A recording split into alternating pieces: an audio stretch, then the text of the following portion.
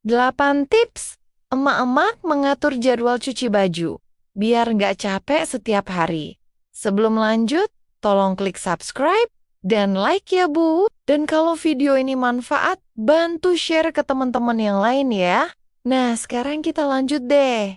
Ketemu lagi nih Bu, sehat dan gembira terus semua ya. Siapa sih yang nggak pengen nangis lihat gunungan cucian yang tingginya sudah mengalahkan Gunung Everest di pojok ruang laundry kita? Jujur ya Bu, kadang saya merasa kalau baju kotor itu punya kekuatan magis buat membelah diri diam-diam pas kita lagi tidur. Apalagi di cuaca yang lagi nggak menentu begini. Sebentar panas menyengat, tiba-tiba hujan badai yang bikin jemuran lembab berjamaah. Padahal menurut sebuah artikel gaya hidup yang sempat saya baca, manajemen waktu mencuci itu kunci utama kesehatan mental ibu rumah tangga, biar nggak cepat emosi sama anak dan suami, cuma gara-gara kaos kaki yang hilang sebelah. Makanya, hari ini saya mau curhat sekaligus berbagi tips rahasia, supaya kita nggak jadi zombie mesin cuci setiap hari. Karena hidup kita itu terlalu berharga kalau cuma dihabiskan buat mengucek daki tanpa henti. Tips yang pertama adalah terapkan sistem jadwal selang-seling atau sistem ganjil genap seperti aturan jalan raya di Jakarta. Jadi ibu nggak perlu menyalakan mesin cuci setiap hari yang bikin tagihan listrik melonjak drastis. Misalnya, hari Senin khusus untuk spray dan handuk yang berat-berat. Terus hari Selasa kita libur total buat me time.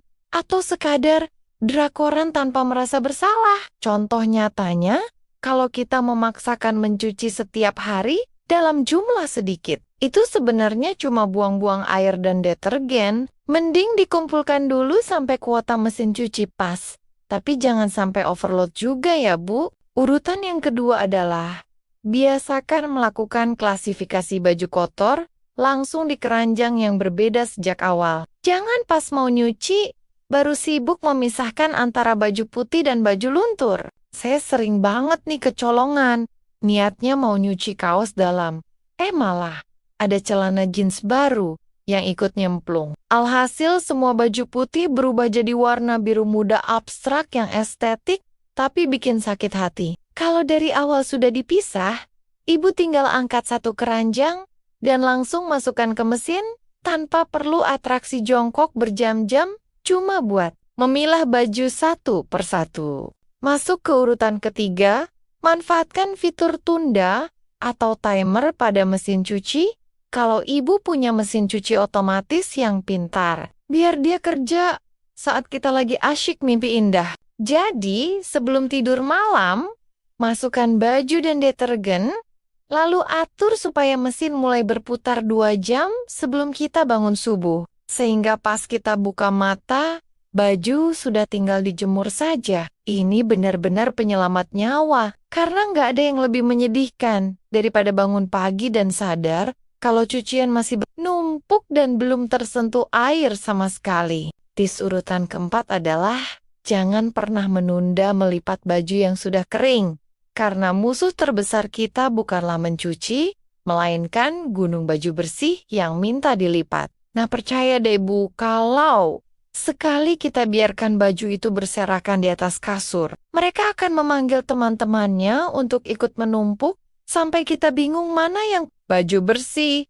dan mana yang baju baru dipakai sebentar. Contoh logisnya, melipat 10 baju itu cuma butuh 5 menit. Tapi kalau nunggu sampai 100 baju, itu mah namanya kerja rodi yang bikin pinggang serasa mau copot. Urutan yang kelima adalah, yuk kita mulai kurangi pemakaian baju yang nggak perlu. Alias jangan dikit-dikit ganti baju. Kalau cuma keringatan tipis pas lagi kipas, kadang anak-anak atau suami itu hobi banget ganti kaos, kayak artis yang lagi konser.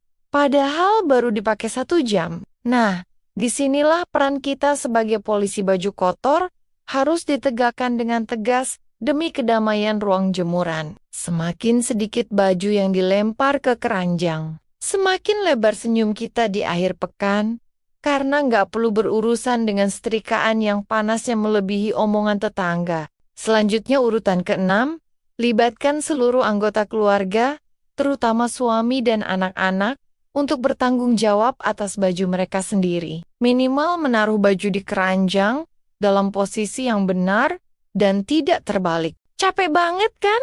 Kalau kita harus membalikkan lengan baju satu persatu sebelum dijemur, rasanya kayak lagi ikut lomba ketangkasan yang gak ada hadiahnya.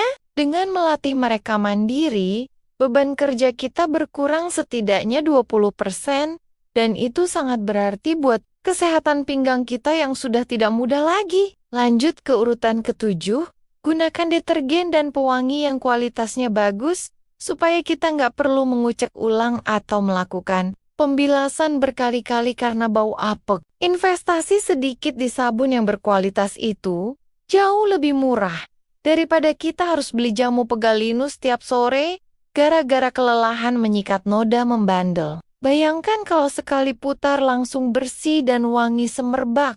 Hati pasti langsung adem dan semangat masak buat keluarga jadi meningkat drastis. Tips terakhir urutan ke-8 adalah miliki stok baju dalam yang cukup banyak, supaya kita nggak panik kalau jemuran belum kering karena hujan turun seharian. Sering banget kan terjadi drama?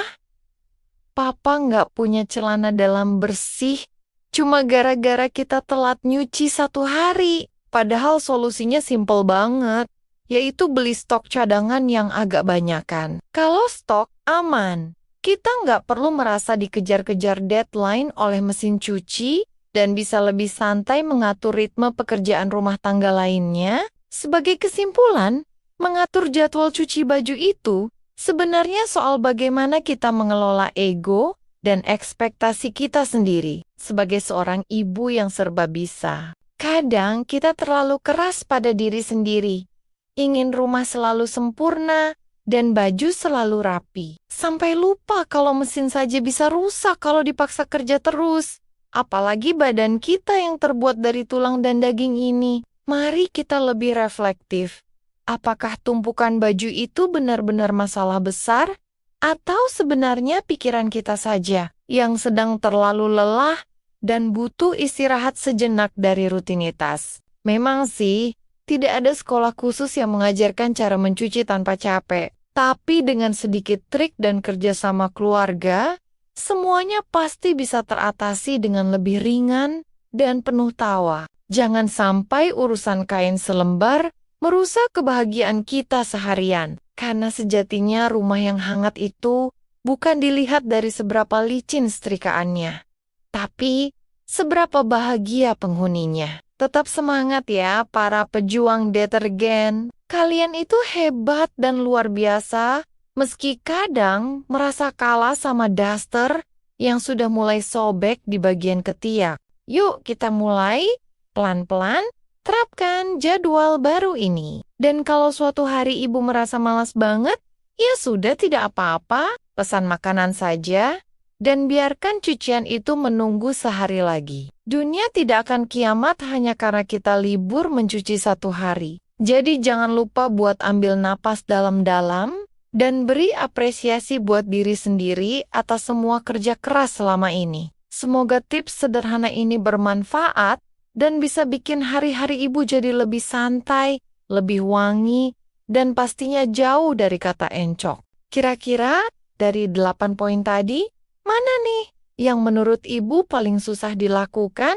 Atau malah sudah jadi kebiasaan sehari-hari di rumah masing-masing? Coba deh tuliskan pengalaman unik atau drama cucian ibu di kolom komentar bawah. Siapa tahu kita bisa saling menguatkan sesama anggota sekte anti cucian numpuk. So, terima kasih banget buat semua yang sudah menonton video ini. Sampai jumpa di obrolan serta cerita yang lebih menarik di video berikutnya. Salam semangat buat ibu hebat!